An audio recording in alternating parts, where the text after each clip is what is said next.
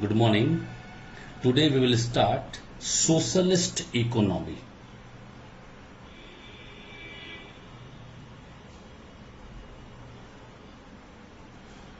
Yesterday we completed capitalist, today socialist. Now, what do you mean by socialist economy? First question. Socialist economy is defined as an economic system. If you want, please jot it down. It is an economic system in which the means of production are owned by the society or the public authority. Public authority means government. This means here capitalist will not play, because here investment will be by the government or by the society. It is known as the public authority. Now, in fact, socialism emphasizes on three crucial things. All right. Now, three crucial things. Now, first one, means of production are in the hand of the state, or entire community, you can say. This means the production which will take place, it will be in the hand of the state, or you can say the state government. Clear? Second point, the use of resources is carried out through planning. Very important. Whatever they do with a proper planning. Here Central Planning Commission work. Alright, when I will teach you the features, that time I will let you know. Now the third point, here social welfare is taken care. Clear? Because their main motive is the social welfare, not like capitalists that they will see only the profit motive. Here social welfare. Now these are the three crucial things which will be played by socialist economy. Clear? Now where it is taking place? Now first it took place in Russia. In Russia it started. First time the socialist economy started in Russia. But slowly, many other countries like China, Vietnam, Poland, Cuba, East Germany, they all adopted this system. Clear? Now, second, we come to the features. Features. The first feature is a social property. First point, it is a social property. Now this property, whatever property they will invest or they will purchase for the development or for the production, it will be of the society. Alright, yesterday I told you the capitalists, they are, whatever they are purchasing, whatever for the production they are using, it is not for the public, it is for their own family members, because the person will die, it will be passed on to a legal hire. Here it is a social property. This means it belongs to the society. Number second, here government is the only producer. Alright, what do you mean by this one? In socialist economy, whatever production of commodity will take place, it will be under the control of government. Clear? Third point, social welfare. Alright, what is social welfare? Because their main motive is the welfare of the public, welfare of the society. Is not like the capitalist that they will not take care of the society welfare, they will take care of their own self-interest. Now number fourth one, economic planning. Just now I told you the third point, the second point, that is the use of resources carried out through the planning. Same thing is here. In economic planning, the central planning authority is there. They decide what to produce, all right, what to produce, how to produce, and for whom to produce. The Central Planning Commission is there. They decide on all these topics. Fifth point, economic equalities. Now, what is economic equalities? Now, socialism main aim to introduce equality in the distribution of income and wealth. Their main aim is providing equal opportunity of employment to all the irrespective caste, creed and religion. But opposite was there in the capitalist, because their inequality of salary was there, inequality of income and wealth distribution was there. Now the sixth point, absence of competition. Absence of competition. Now here you know that under socialism, as I told you, government is only the producer. Then obviously there is no scope of competition, because no one can compete, because government is only producing. And in capitalist, competition was there. Reason I told you, because n number of people can start their organization, and obviously they want to defeat each other, and because of that competition was there. Here no competition. Clear? Now come merits of socialist economy. Clear? Now come merits. The first merits is a better allocation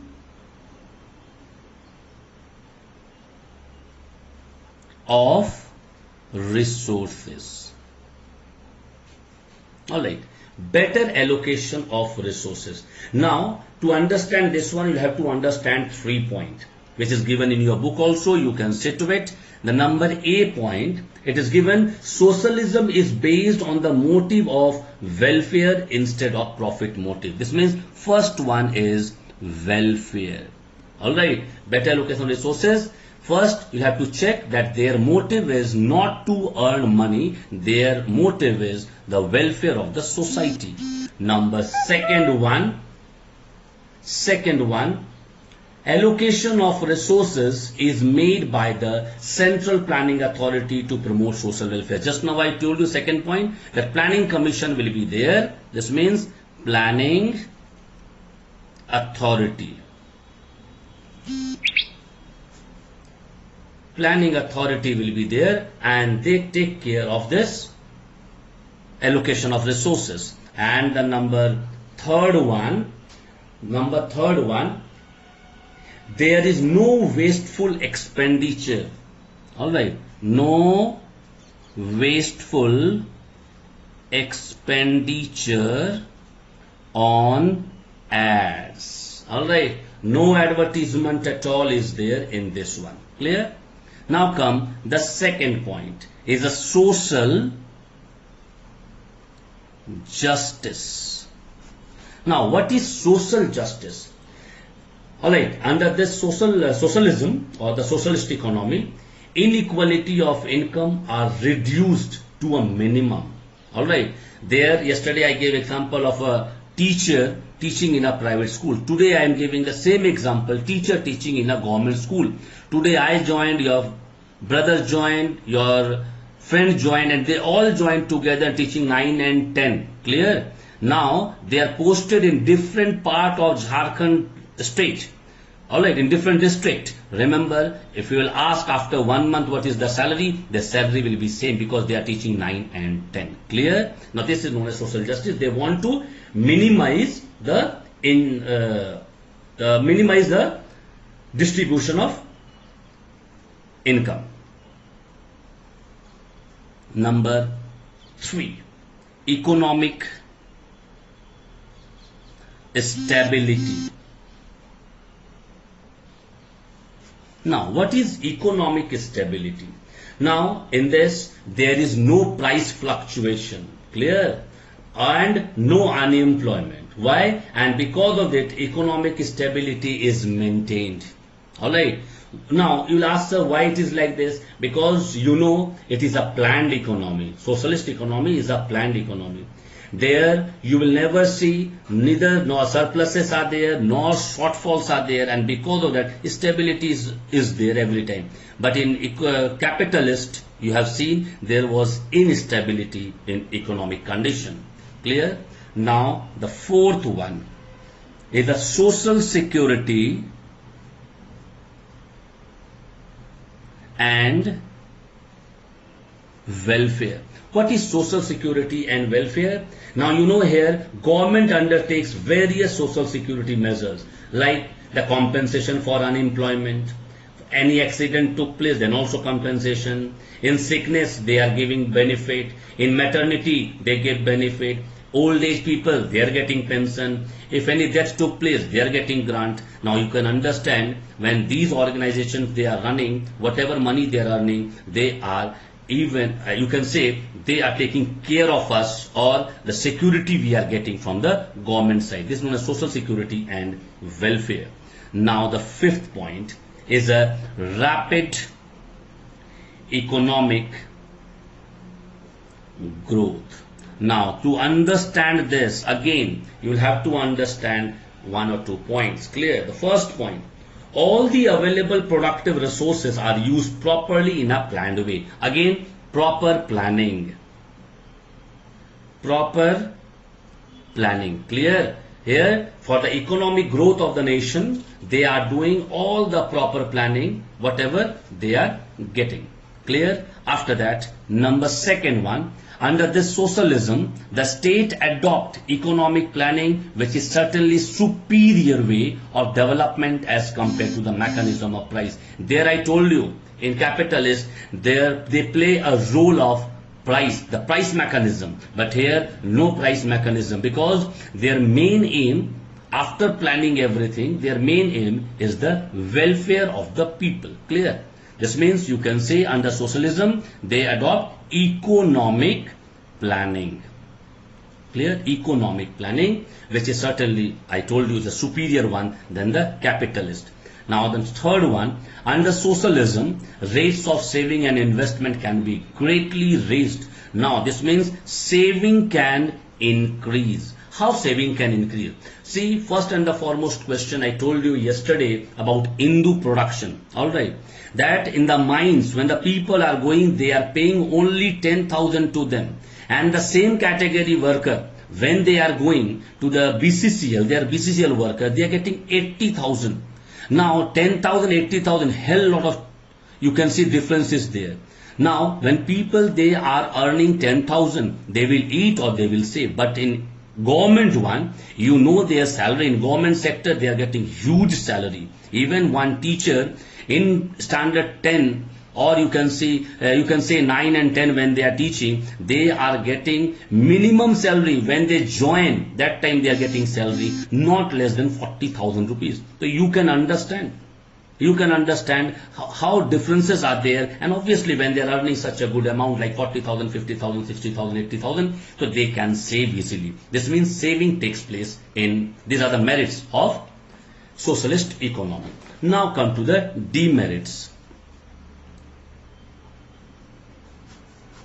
Now, what are the demerits? Now, everything is having merits and demerits. The first demerit is no incentive for hard work. Alright, there in capitalist, they give incentive.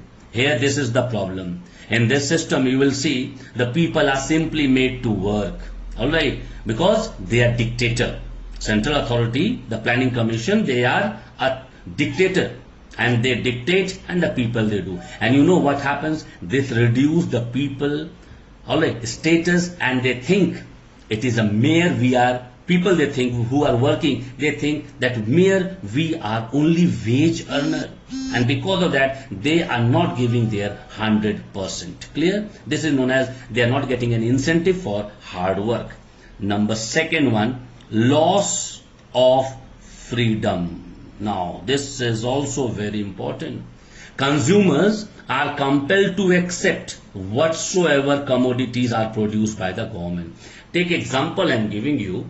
Suppose you want to go to New Delhi and you want lower berth. When you will fill the form, and it is not necessary that you will be getting the lower berth. You are forced to take whichever berth they are giving you, because your freedom will not work there.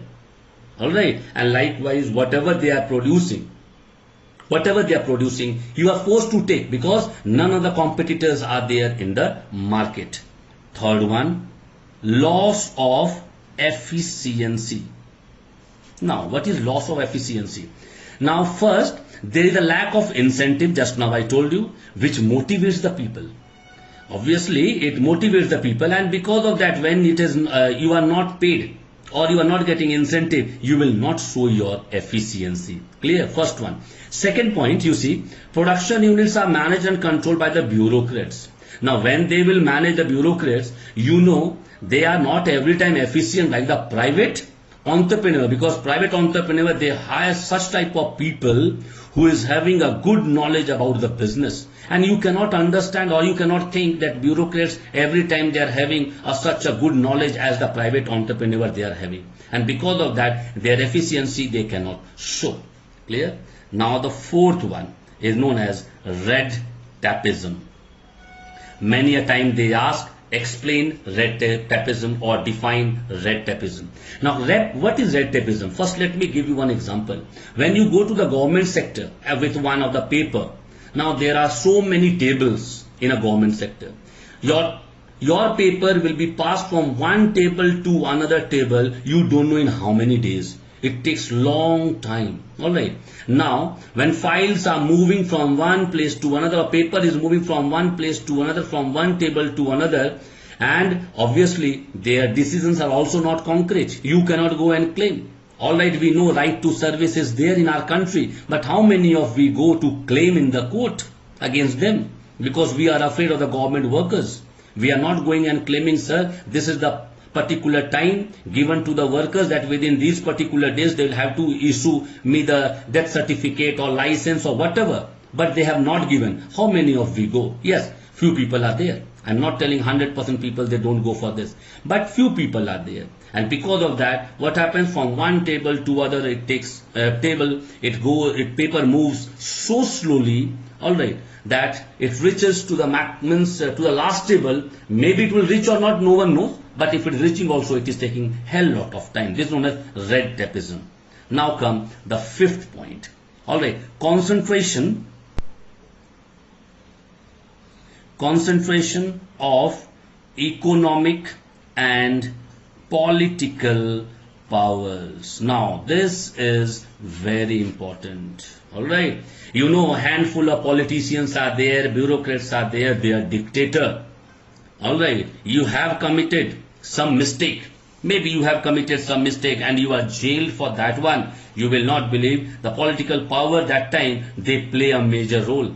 That what they do, they phone the police or the SP and they say he or she belongs to my family or something, whatever.